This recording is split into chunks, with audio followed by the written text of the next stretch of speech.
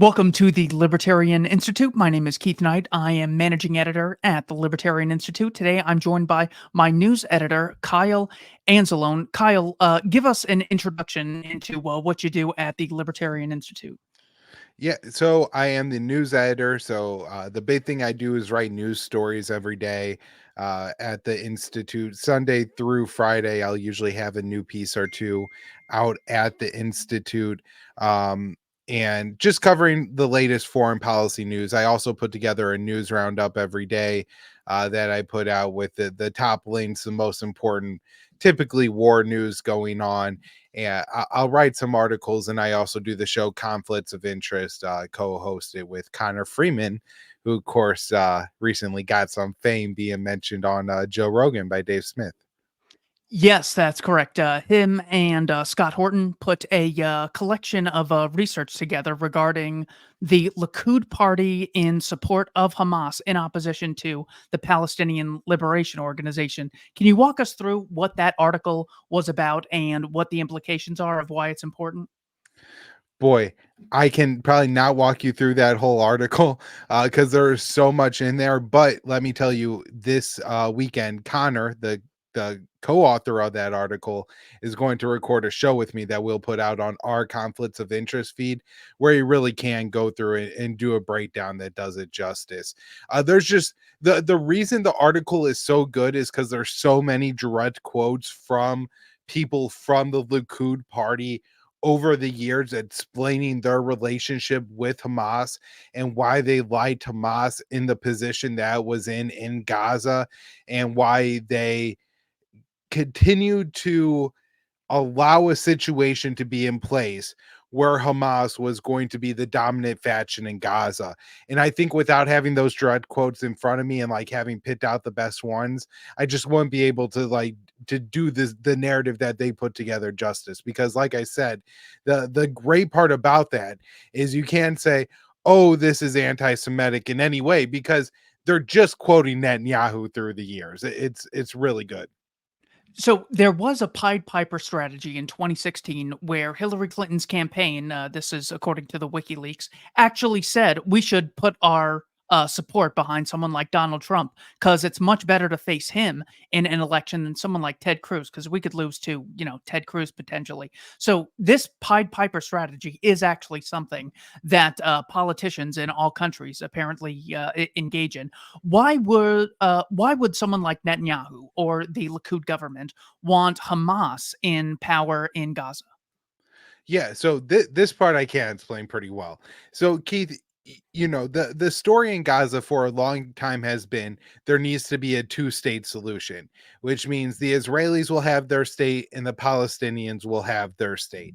Now, if you have to negotiate with the Palestinian Authority, this group that's really adopted a diplomatic path that the Palestinian Authority forces work alongside the Israeli forces in some areas of the West Bank. There's a lot of ties between Ramallah and Tel Aviv, and so if you have to deal with those people on an international stage, they look like a legitimate partner that you have to at least treat with some level of fairness, right? But if the Palestinians, are kind of divided into two groups, and one of those groups is ruled by Hamas.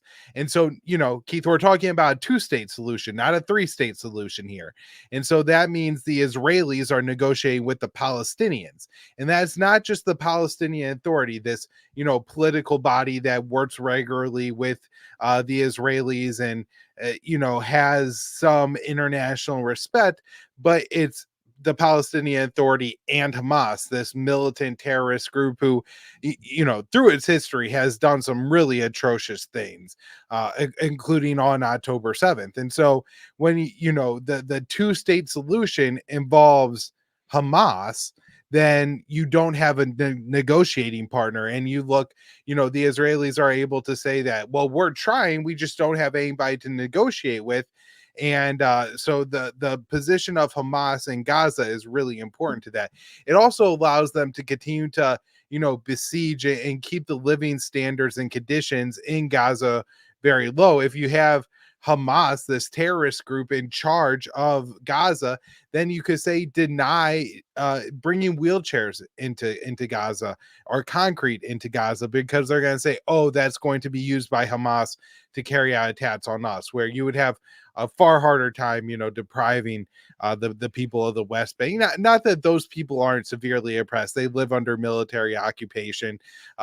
Several international organizations, the Office of the UN Director, Amnesty International, Human Rights Watch, all say B'Tselem, one of the top human rights groups from Israel, all say that the Tel Aviv's legal system for the Palestinians amounts to an apartheid state. The level of control and the oppression that the Palestinians face is apartheid. And so, I'm not trying to say that the people of the West Bank got it good or anything like that. It's still horrific there. However, it's a really different system, and because of Hamas, they could have a policy. This is the policy is called mowing the grass in Gaza, where every few years they're able to, or every few months even, they're able to drop a series of bombs on Gaza and damage the infrastructure a little bit more, destroy a little bit more of that enclave, and deprive the people, kill more of the people of Gaza. And even if it's almost all civilians that are dying, Keith, nobody cares because it's Hamas using human shields. And what can the Israelis do?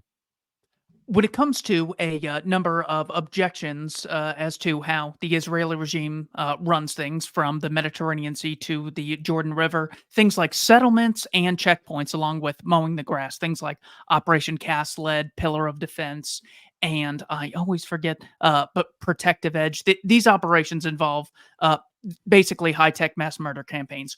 When it comes to settlements and checkpoints, what are these and how are they used by the IDF in general? Well, just really quick, if you look up checkpoint right now, there's actually a checkpoint in the center of Gaza, dividing North and South Gaza. So typically, when we're talking about checkpoints, we're only talking about the West Bank. But today, the checkpoints actually came up in Gaza because um, so as we're recording this, the probably 12 hours ago or so, the ceasefire, the pause in fighting took effect in Gaza. They had their first round of hostage relief. And with that, Keith, civilians in Gaza are supposed to be able to travel. Some of the people who followed Israeli instructions on or around October 7th and fled the northern half of the Gaza Strip for the southern half of the Gaza Strip, which is, Israel dropped flyers and told people to do this, look to return to their homes. My guess is for a variety of reasons, maybe to get some more supplies. There's just the UN shelters are completely overwhelmed. I think this stat really stuck out to me. 150 there's one bathroom for every 150 people in the UN shelters in Gaza, one shower for every 700 people in Gaza that are in the shelters right now. So, the shelters are just completely entirely overwhelmed. So people, I'm sure, are going home trying to get supplies. Also, maybe if family members, extended family members got left behind, maybe to go to look for them, try to find them under the rubble, try to recover valuables or something like that. And when they tried to go and cross this checkpoint, they were actually two people were killed, but a group of Palestinians were fired upon, and they're not being allowed to return to the northern half of Gaza. But typically, when we're talking about checkpoints, we're talking about little like Israeli military outposts scattered throughout the West Bank, through East Jerusalem, and I guess probably in areas of Israel proper where there's, I think 20% of Israel that's not the West Bank or Gaza are Arab Israeli Palestinians.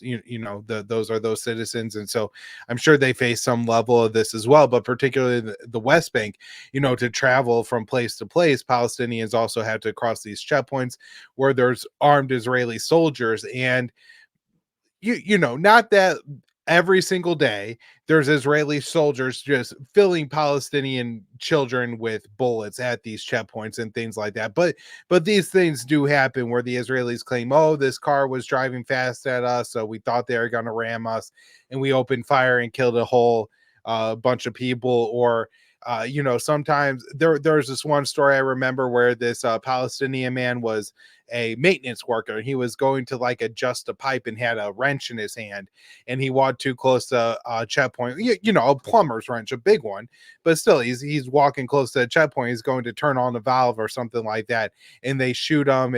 Just anytime you look too threatening at all, and you're going through these checkpoints, you could be killed. And this is a daily occurrence for the Palestinians, and so I think that's what you're asking with the checkpoints, right? Yes, and the other topic that's usually brought up are these settlements. Usually, I've heard about them mainly in the West Bank. I'm not sure about the Gaza issue, but when it comes to settlements, what are these, and what's that? Some important information people need to know about this. Yeah, so when you talk about Gaza, this is an area that Israel has a fence around, right? That they're wedged between the Mediterranean Sea, a small border with Egypt, and then they share a border with Israel.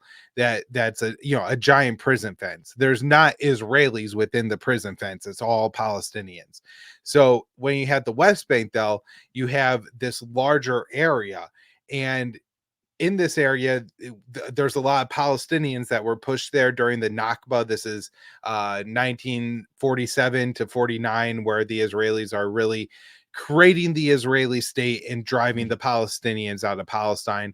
A lot of them are driven into Gaza. 80% of the people who live in Gaza now are refugees, a lot of them from the Nakba. And then in the West Bank, you have a lot of Palestinians that are driven there as well. So the Israelis really want to colonize a large portion of the West Bank, and I think really look to annex and take it over. And so within the Palestinian villages, and that's too, and sometimes on top of the Palestinian villages in the West Bank, the Israelis have started to have Israelis settle out there. That's why they're called settlers. And so um a lot of these are strategically built. Now, essentially, the West Bank is cut in half, Keith. The East Jerusalem is separated from the rest of the West Bank. If you look at the location of the settlements, and so if you live in the southern half of the West Bank, it's not that you could just drive to the northern half of the West Bank. You're going to have to cross Israeli checkpoints because there's settlements everywhere. A lot of these settlements are built around uh, Palestinian villages and things like that, and that's had like a choking effect, right? Your village can't continue to expand if there's a village being built around you.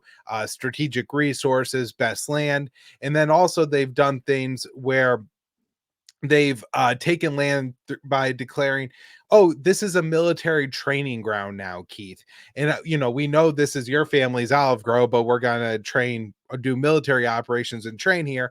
And then maybe one day they won't do that anymore, but it's not going to go back into the Palestinian hands. It'll go into an Israeli hand. And then too, we also have just straight theft of property, right? You could find videos like this online of people that just they just take Palestinian homes and give them to Israelis. And so you have that kind of settler takeover of some of these areas too.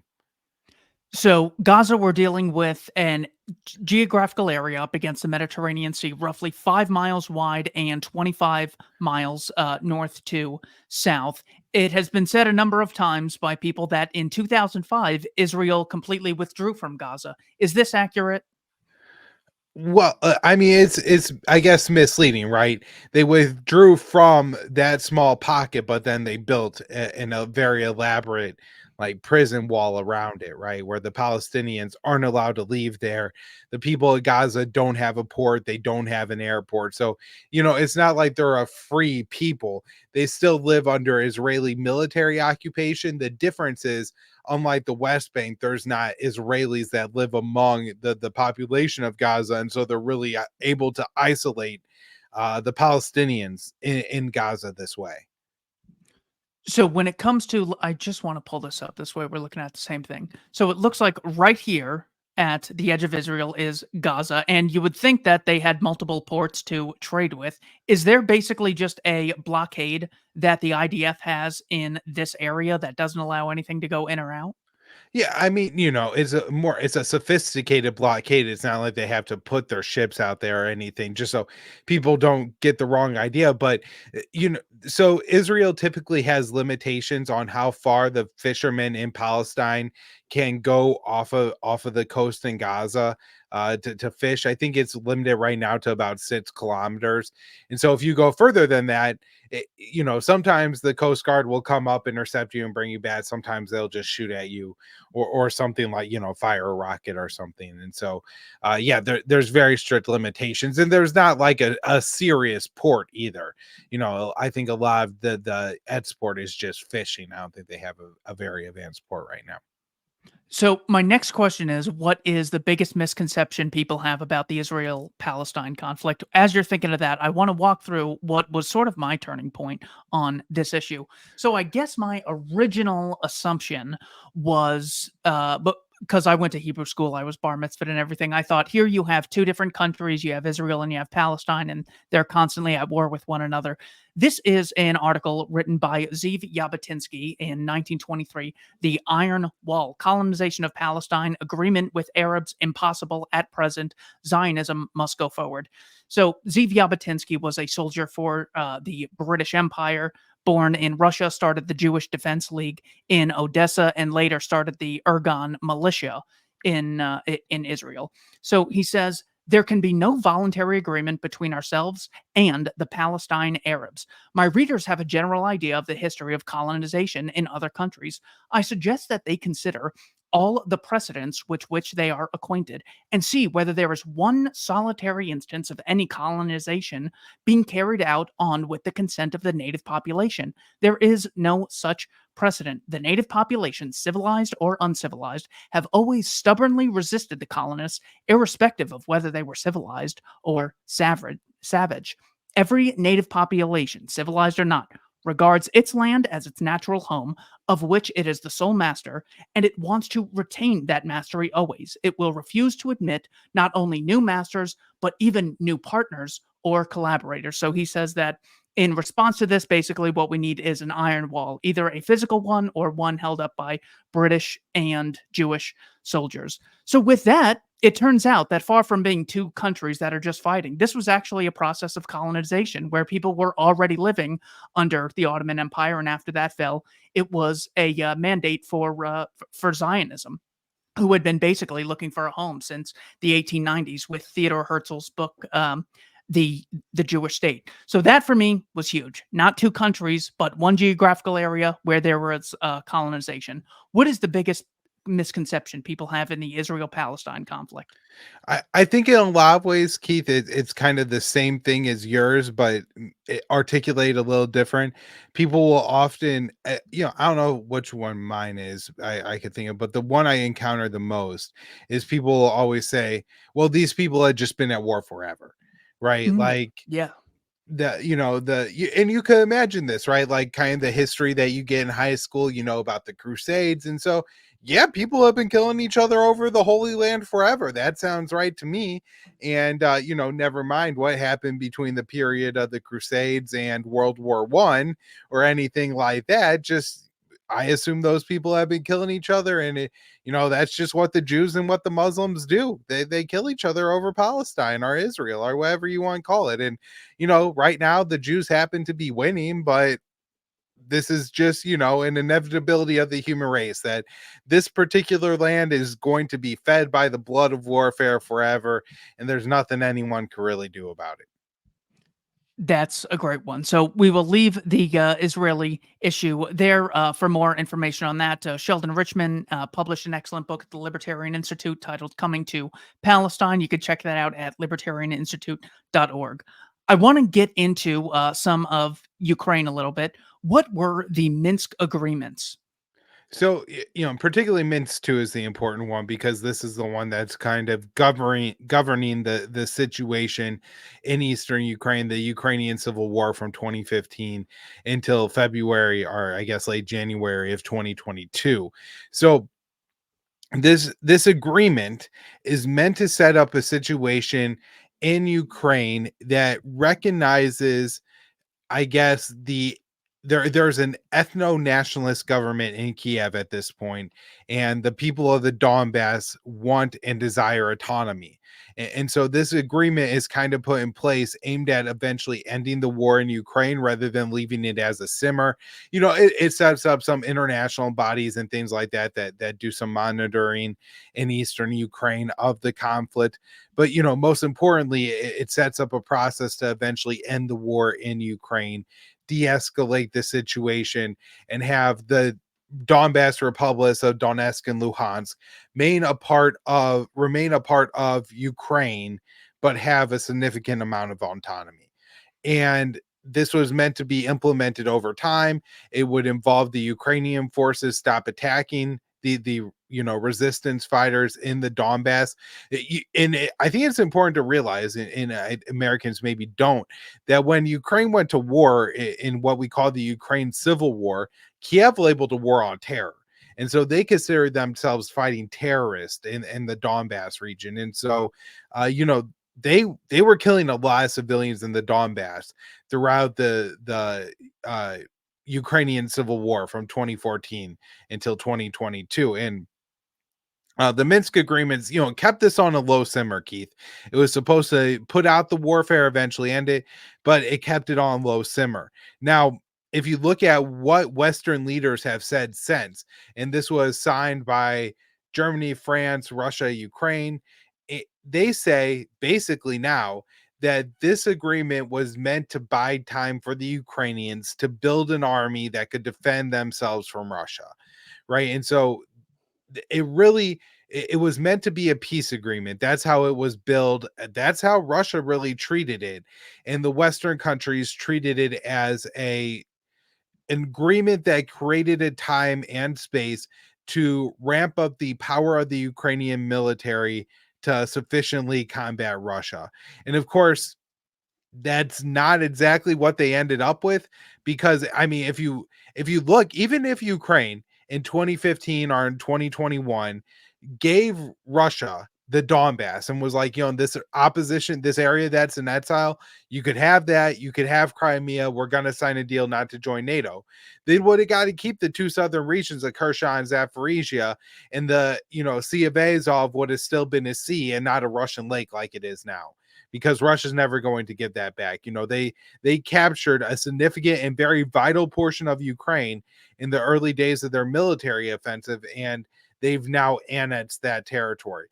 And so, Minsk was meant to keep the Donbass as a part of Ukraine, but that's not what the West used it for. They used it as a way to delay and eventually try to go to war with Russia that cost Ukraine big time.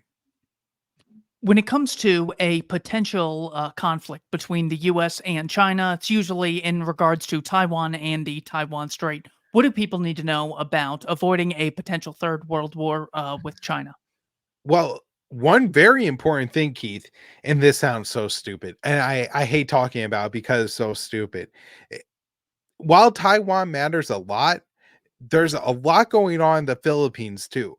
And so if people want to pull up a map of a region of the world called the South China Sea, this is China's southern coast.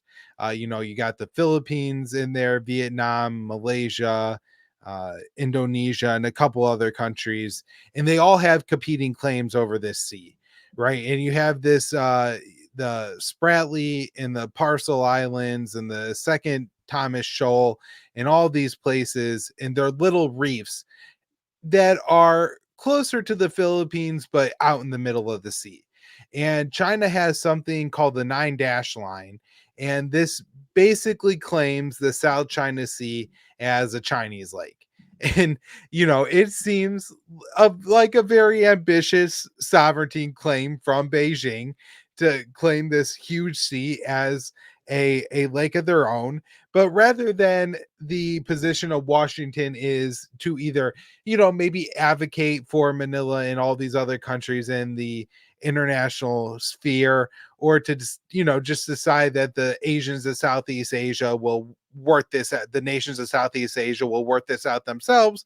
The US decides that no, Keith, every time Philippines fishing vessel is, intercepted or harassed by a Chinese naval ship because it's in waters that China claims, we're going to tell Beijing that we will go to war with you over this. Like, this is Philippines territory and we have a mutual defense pact with the Philippines. And so the American policy is absolutely absurd and it's extremely dangerous. Now, of course, Taiwan, that's very serious too. And it's the more likely flashpoint just because you would hope, Keith, that if tomorrow the US woke up and they're trying to scare the American people into going to war for the Philippines over some, claims to reefs in the South China Sea, that the American people just may not be too enthused with that, knowing that the wars in Ukraine and that the war in Israel is going on. However, Taiwan, those people are special. And the US mainstream media and kind of the establishment foreign policy says that there are so many crucial things in Taiwan that we have to defend, that unquestionably, and we even have Joe Biden now saying unquestionably we're going to go to war to defend Taiwan. So that seems like the far more likely flashpoint to me, just given where the American people are. But we got to keep our eye on the Philippines too. And the US is constantly doing things, selling weapons to Taiwan, which, the US under the one China policy, which is what up until the Joe Biden administration really governed the relationship between Washington and Beijing, where we said, Taiwan and China are the same political entity, the same country. Taiwan is in rebellion to China and we're selling them advanced weaponry. And the government of Taiwan, particularly the party in charge and the likely, I think at this point, incoming government is fairly independence minded. And so, the US selling them weapons is very provocative to Beijing. And look, I don't think that China wants to go to war over Taiwan. I think if it was up to Beijing, they would be happy if the Taiwanese people all woke up tomorrow morning and said, we want to be a part of China, right? Like that's would be ideal. And if they could make something happen in 5 years or 10 years, that would be great. That would be ideal. But I think they're willing to wait decades to get Taiwan back, as long as there's a firm process in place where one day Taiwan again becomes a part of China. And what they're seeing is essentially the opposite, which is one day Taiwan will be a separate country from China. And so eventually, I think you're going to have a situation kind of like what with what we had in Ukraine in 2021 and 2022, where the US got so close and had Ukraine become a de facto member of NATO. And when the US moves so close and it has de facto Taiwanese independence, what will China do? And that's I think the real risk of war is there. Now, we've had US generals say that year could be 2025. Boy, I sure hope not, but it could be soon, Keith. Well, they have this blatant contradiction in their worldview. They say, one of the problems with our economy is we're so dependent on China. There's all this trade that they're sucking out our manufacturing base and we're trading too much with China. And if China takes Taiwan, well, then there go our semiconductors. Then we'll never have access to them. When the reality is, you just said that we constantly trade with China. So if China starts calling the shots in Taiwan, well, then we could just keep trading with them and we don't have to go to war over this. So they want to play both these cards, that we shouldn't have cooperation with China, and China will stop us from cooperating with them if they extend to Taiwan. How is it that when the obvious answer is for either us to, one, continue trading with them, or two, start manufacturing chips at home? Why is that on the table in any of these discussions, or is it completely ignored? Well, Keith, I've really have wanted somebody to explain to me what particular advantage the Taiwanese people have in making microchips that nobody, why can't this stuff be moved to the US if we really wanted to? Why can't this technology be replicated here?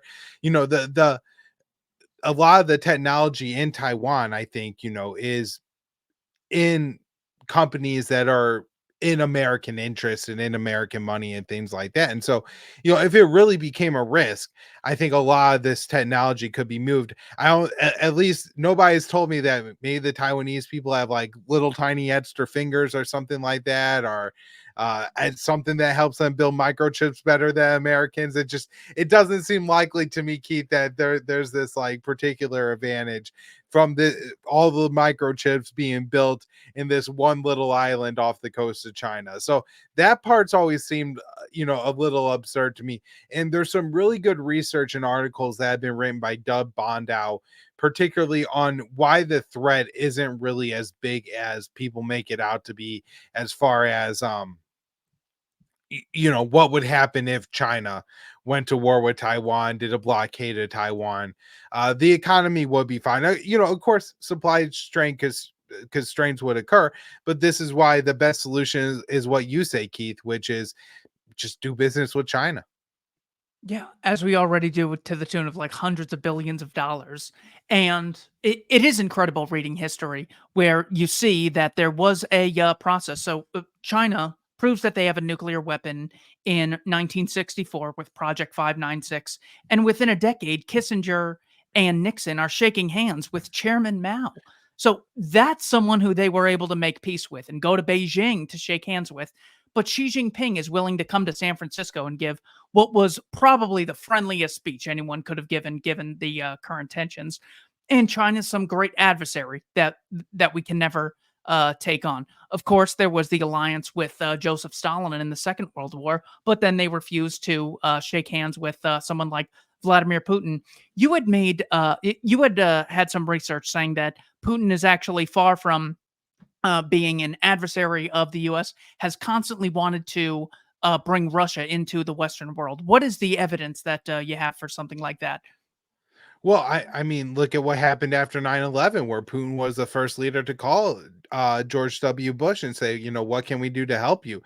They allowed the U.S. to use old Soviet bases in Central Asia for the initial U.S. invasion of Afghanistan. And I mean, looking back on it and saying it, people might think that Putin was playing the very long game here and thinking, oh, I'll let these people trap themselves in Afghanistan. But no, I think it was really meant to be an overture. And that, there were also times where the Russians in Moscow floated the idea of them joining NATO after the end of the Soviet Union. But, Keith, I just want to bring this up because I think it's so important and it frustrates me to no end, where diplomacy is now impossible in Washington, where talking to Xi, you talk about Nixon, meeting with Mao and the US allying with Stalin. Now, just merely talking to Xi is considered appeasement in some way. Yeah. For Biden to meet with the Chinese. And if you look at how the Chinese handled that entire visit after the meeting, Biden calls Xi a dictator again. And this was such a gaffe that Secretary of State Annie Blinken is sitting in the front row and he winces. He winces on camera when Biden calls Xi a dictator because they went over it like 10, 15 times before. Like, hey, somebody is going to ask you this question. This is the answer. And of course, he botched it because he's old and stupid. And also, I mean, if you looked at it, there's one picture of him and Xi and him and the Chinese leader and walking together where Biden just looks not there. You know what I mean? Like physically he's there, but mentally, like, it's like 2002, and he's like, why am I stuck around walking with this, young Xi that's just some mid-level diplomat in the Chinese government or something like that. Um, but the Chinese said that, it's regrettable. We disagree with it, but we view San Francisco as a new step forward and a new starting place for the American-Chinese relationship. And so the Chinese are begging to engage in diplomacy with the Americans. And the political consensus in the US is no, you can't talk to China. You can't talk to anyone, Keith. Everything is appeasement. Lifting sanctions is appeasement. Ending a war is appeasement. And so with that, it's almost impossible for the US to walk away with the world empire where you start with that position from that position. Of course, you can never appease almost every government in the world, but if you try resisting the US government, well, that makes you a terrorist, obviously. Can't even walk inside the Capitol building without their permission, or else we need to wage a domestic war on terror against you. Well, I just wasn't appeasing you guys. I was resisting you, as you've always told me to. So, unfortunately, we do have to deal with that. Now that the war on terror, or at least the initial war on terror in Afghanistan and Iraq, Somalia, Pakistan, Syria. Now that that is sort of in the rearview mirror, even though it might be bringing its head up again, what are the major lessons that we can learn from the war on terror in hopes of not repeating those mistakes in the future? I mean, we're repeating them right now. And so I guess the hopes of not repeating them in the future really aren't there. I guess, it's interesting. Look at the kind of the situation right now, and with the US not being at war in Afghanistan, it's kind of hard to find the US. I guess you had to go all the way to Somalia to find somewhere where the US is at war with a Sunni insurgency group. And so that's where the real war on terror is going on, I guess, still is in Africa. Because if you look at the Middle East, in Iraq and in Syria and in Lebanon and in Yemen and Iran are kind of the countries and the places where the US labels themselves having enemies. Now, those are all Shia groups, and they're not terrorist groups. I mean, they're militias, and they're not people who follow the Geneva Convention, but there's a difference between them and ISIS. They allied with the Americans to fight against ISIS, right? And so, um, I guess one of the things, just about the war on terror, is it spread terrorism everywhere, right? Scott Horton, our boss of the Libertarian Institute, likes to say that there's about 400 members of Al Qaeda on 9/11, and almost in like a nightmarish way, every single terrorist we dropped a bomb on, rather than killing the terrorists and ending it, each piece of the terrorist grew into an additional terrorist, and we end up with more and more and more. Now there's tens of thousands of these guys, and they're in groups all the way, Yemen, Somalia, Libya. We're not fighting again. We're backing Al Qaeda in the Arabian Peninsula. They're now called the Giants Brigade. They're now fighting with the UAE in Yemen, but that's who we're backing there. The Al Qaeda is still exists in Syria. There's tens of thousands of them there. They're in the Idlib province. We're just not bombing them because they're being protected by our Turkish NATO allies. And so, we have all these situations where these terrorist groups still exist. We're just not as concerned about killing them. I guess, Keith, it's the lesson that the Israelis should learn right now, that terrorism is a crime, not an act of war, and should be treated as such. And so, if the US, like, even dropping bombs on Tora Bora in the Al Qaeda hideout there, you're probably not going to see very much blowback from that, right? You're not really killing civilians. You're killing people, and some of their relatives and things may be upset that you killed them, but those people at least saw themselves, against the American people, against the American state. I think people understand when soldiers die more than civilians, and things like that. And so, if the goal for Israel was to capture and kill, or capture or kill the members of Hamas who were involved with planning or carrying out the attack within Israel on October 7th, then that would be effective. Now, I know, just looking at the map and the situation right now, that really can't happen. And it's a long-term process, right? Like, you don't get justice right away all the time. And that's because you're untangling decades of injustice.